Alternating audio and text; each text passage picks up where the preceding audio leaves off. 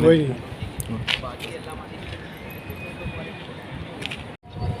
ساتھیوں، کیا آپ کو پتا ہے کہ ہمارا قومی ترانہ کس زبان میں ہے؟ جی کون سی زبان میں؟ فارسی۔ اردو میں ہے۔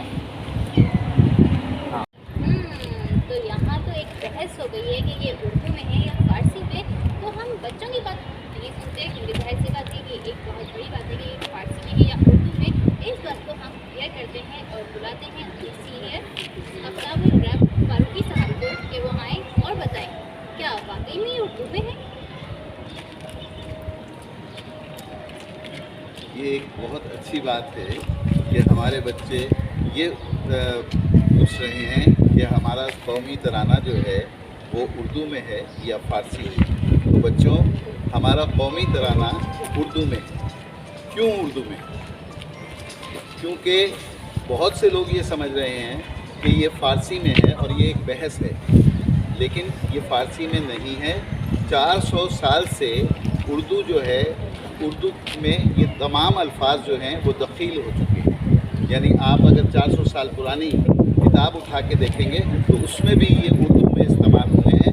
اور ابھی ایک کتاب آئی ہے عابد علی بیگ صاحب کی، قومی ترانہ فارسی میں یا اردو میں۔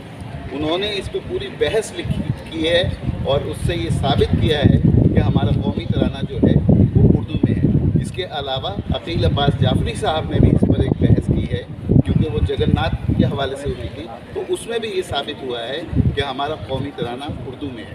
اچھا، اب سب سے اہم بات یہ ہے کہ کیا جتنے لفظ اس میں شامل ہیں، کیا ہم روزمرہ کی بول چال میں اس کو استعمال نہیں کرتے؟ تو ہم تمام لوگ اس کو استعمال بھی کرتے ہیں، اور نہ صرف استعمال کرتے ہیں بلکہ ہم سمجھتے بھی ہیں، ہم ان کے معنی جانتے بھی ہیں۔ تو جو الفاظ کسی دوسری زبان سے دخیل ہو جائیں اور وہ عام بول چال میں شامل ہو جائیں تو وہ اس کے جو زبان میں شامل ہو جاتے ہیں جس میں وہ عام روزمرہ کی اس میں بولے جاتے ہیں۔ تو اس سے یہ ثابت ہو چکا ہے کہ ہمارا جو قومی ترانہ ہے وہ اردو میں ہے۔ اس کے علاوہ جب شروع میں کچھ لوگوں نے حفیظ جالندری صاحب پر یہ اعتراض اٹھایا تھا کہ یہ اس میں تو فارسی بہت زیادہ ہے، تو انہوں نے ضمیر جعفری کو ایک خط لکھا تھا اور اس میں لکھا تھا کہ اگر یہ میں تمام الفاظ اس میں سے نکال دوں تو یہ ہندی کا ترانہ بن جائے۔ تو یہ یعنی اسی وقت انہوں نے اس چیز کو رد کر دیا تھا کہ یہ قومی ترانہ فارسی میں ہے۔ نہیں، یہ قومی ترانہ